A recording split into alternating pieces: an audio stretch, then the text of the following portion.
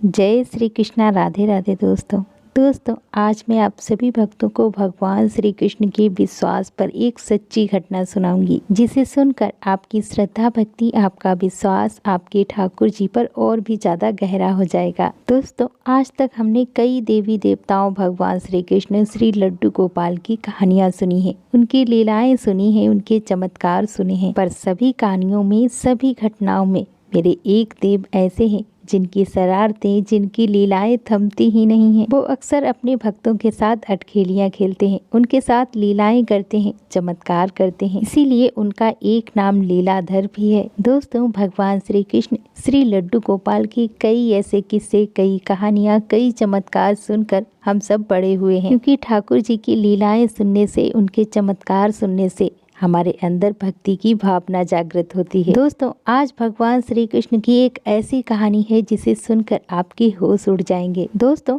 मथुरा के पास वृंदावन शहर में एक मंदिर है जिसे हम सभी निधि वन मंदिर के नाम से जानते हैं। वहाँ आज भी रोज रात को भगवान श्री कृष्ण, श्री राधा रानी और 16,108 गोपियों को लेकर आते हैं और रासलीला रचाते हैं। उस रासलीला में भगवान श्री कृष्ण सबके साथ नाचते हैं और उसी नृत्य के जरिए अपना प्रेम सभी में बांटते हैं। निधि वन मंदिर के अंदर ही एक रंग महल भी है, जहाँ कहा जाता है कि भगवान श्री कृष्ण रासलीला के लिए श्री राधा रानी का श्रृंगार यानी उन्हें वहाँ पर तैयार करते हैं। निधि वन के रंग महल में रोज रात में मंदिर के कार्यकर्ताओं द्वारा श्रृंगार का सामान रखा जाता है। साथ ही वहाँ पर एक बेड भी रखा गया है, क्योंकि मान्यता के हिसाब से रासलीला के बाद भगवान श्री कृष्ण और श्री राधा रानी वहाँ आराम करते हैं। दोस्तों कई बार वृंदावन के लोगों ने उस मंदिर से रात के समय में पायल और घुंघरू की आवाजें सुनी है। वैसे तो वहाँ किसी को भी जाना मना है, लेकिन अगर कोई गलती से भी या चुप चुप के रात के समय उस मंदिर में चला जाए और भगवान श्री कृष्ण की रासलीला देख ले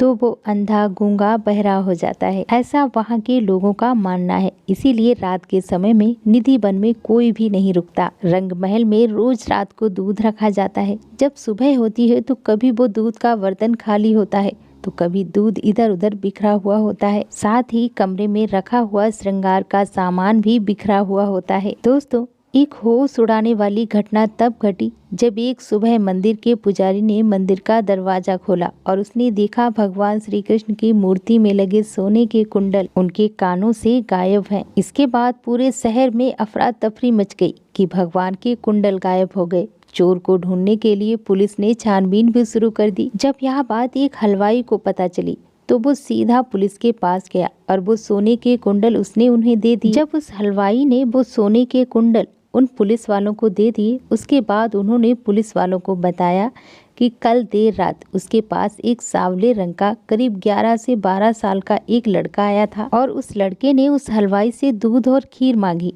लेकिन पैसे ना होने की वजह से उसने उस लड़के को भगा दिया। कुछ देर बाद जब वो हलवाई अपनी दुकान बंद कर रहा था, तब वो लड़का फिर से उसके पास आया और वो उससे कहने लगा कि उसके पास पैसे नहीं हैं और उस लड़के ने अपने कान से कुंडल निकाले और उस हलवाई को दे दिए और वह लड़का उस हलवाई से विनती करने लगा कि इसके बदले वो उसे दूध और खीर दे दे। हलवाई ने सोने का कुंडल ले लिया और वह मान गया और उसने उस लड़के को दूध और खीर दी। वह लड़का दूध और खीर लेते ही वहाँ से गायब हो गया। हलवाई ने पुलिस वालों को बताया कि उसे बिल्कुल भी पता नहीं था कि यह कुंडल इतने ज्यादा कीमती है और यह कुंडल मंदिर से चोरी हुए हैं। पर जब यह बात मंदिर के पुजारी ने सुनी तो उनके तो होश ही उड़ गए। वो एकदम आश्चर्य रह गए। तभी उन मंदिर के पुजारी को याद आया कि पिछली रात वो मंदिर में भगवान श्री कृष्ण के लिए दूध रखना ही भूल गए थे और तब उसे समझ आ गया कि वो सांवला लड़का और कोई नहीं बल्कि भगवान श्री कृष्ण ही थे, जिन्हें दूध चाहिए था, जिन्होंने कोई चोरी नहीं की थी बल्कि वो उन्हीं के कुंडल थे। जैसे ही यह सारी घटना मंदिर के पुजारी को समझ में आई,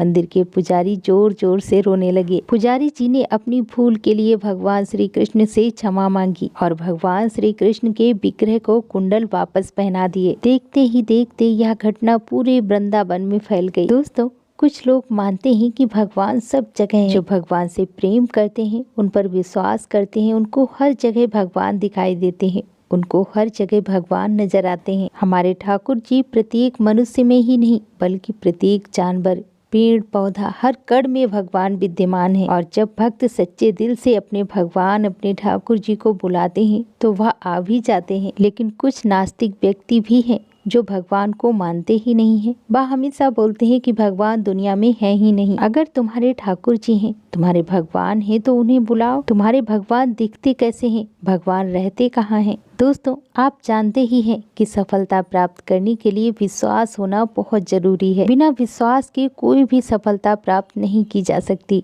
महाभारत के युद्ध में अर्जुन को भी विश्वास था कि मेरे साथ भगवान श्री कृष्ण हैं, इसीलिए मैं हार नहीं सकता हूँ, और वह जीत भी गए। एक विश्वास के बल पर ही आप बड़े से बड़े लक्ष्य को प्राप्त कर सकते हैं। दोस्तों, जिन भक्तों पर अपने लड्डू गोपाल अपने भगवान पर पूर्ण विश्वास है, उन्हें दुनिया के सभी सुख प्राप्त होते हैं। जो भगवान को मानते हैं, जो ठाकुर जी को मानते हैं, उसमें विश्वास रूपी शक्ति होती है। इसी विश्वास पर मैं आपको एक प्रसंग सुनाती हूँ, बहुत ही सुंदर है। बहुत ही श्रद्धा और भाव से इस प्रसंग को सुनिएगा। एक गांव में एक बहुत ही साधारण व्यक्ति रहते थे।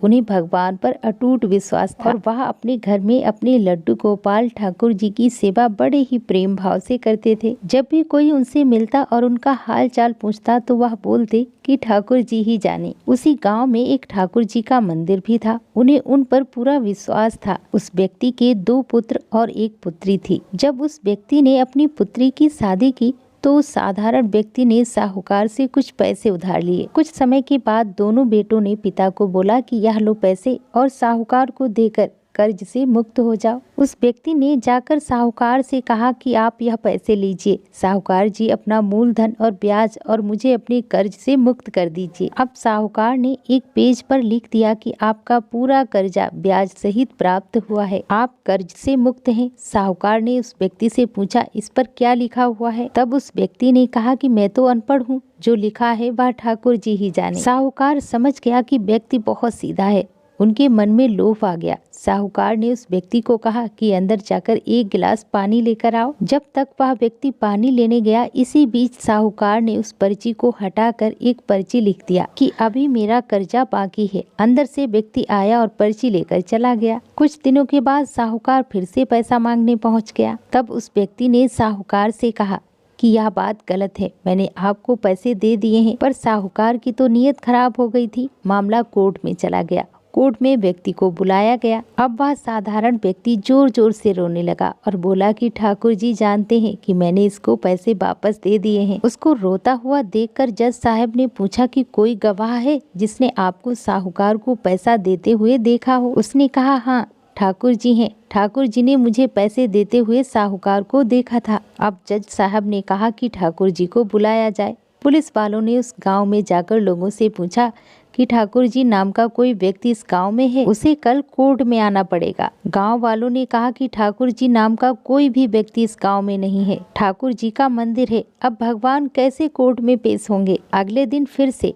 अदालत की कार्रवाई शुरू हुई। जज साहब के बगल में खड़ा व्यक्ति जोर से बोलने लगा कि ठाकुर जी हाजिर हों, ठाकुर जी हाजिर हों। उसी वक्त एक बूढ़ा व्यक्ति सिर पर तिलक लगाए चंदन का माला पहने हुए कोर्ट में आ गया और उस व्यक्ति ने कटघरे में खड़े होकर बोला, सर मैं ठाकुर जी हूँ, बताइए क्या बात है। जज साहब ने ठाकुर जी से पूछा, क्या आप इस व्यक्ति को साहूकार को पैसे देते हुए देखा था? तब ठाकुर जी बोले, हाँ जज साहब, मेरे सामने इस व्यक्ति ने साहूकार को पूरे पैसे ब्याज समेत दे दिए हैं। आप साहूकार को यहीं पर रोकिए और किसी व्यक्ति को साहूकार के घर भेजिए। साहूकार के घर में अलमारी नंबर 3 में एक फाइल है। उस फाइल में 22 नंबर पेज पर वह पर्ची रखी हुई है जिसमें लिखा है कि इस व्यक्ति ने ब्याज समेत पैसा दे दिया है। अब वह व्यक्ति इतना बोलकर वहां से चला गया। कुछ देर बाद सिपाही वापस आया और जज साहब को एक पर्ची दी और उस पर्ची में लिखा हुआ था कि पूरा पैसा ब्याज समेत मिल गया है। अब जज साहब ने कहा कि ठाकुर जी कहाँ गए, उनको बुलाओ। ठाकुर जी दिखाई नहीं दिए। अब उस साधारण सीधे साधे व्यक्ति को वहां से बाइज्जत बरी कर दिया गया। अगले दिन जज साहब उस व्यक्ति के गाँव गए। पूरे गाँव में खोज की। सभी व्यक्ति ने कहा कि वह वृद्ध आदमी इस गाँव का नहीं है, इस गाँव में कोई भी ठाकुर जी नहीं रहते।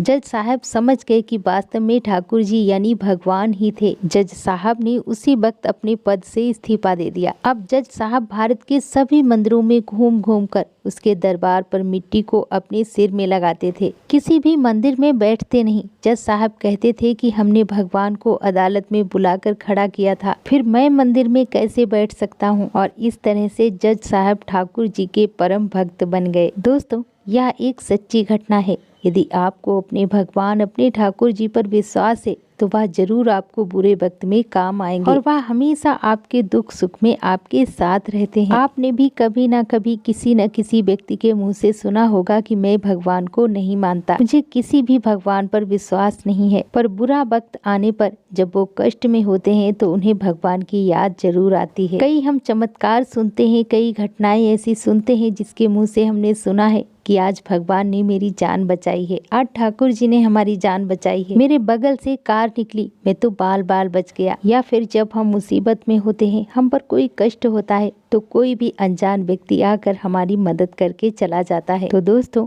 वह कोई और नहीं, आपके ठाकुर जी, आपके भगवान ही है जो हमेशा आपके साथ रहते हैं। इसीलिए दोस्तों, मैं हमेशा कहती हूँ कि अपने लड्डू गोपाल की सेवा पूजा कीजिए, उनसे प्रेम कीजिए और ज्यादा से ज्यादा नाम जाप कीजिए और अपने ठाकुर जी पर पूर्ण विश्वास कीजिए। तो दोस्तों, प्रेम से बोलो लड्डू गोपाल की जय, वृंदावन बांके बिहारी लाल की जय, कृष्ण कन्हैया की जय, जय जय श्री राधे।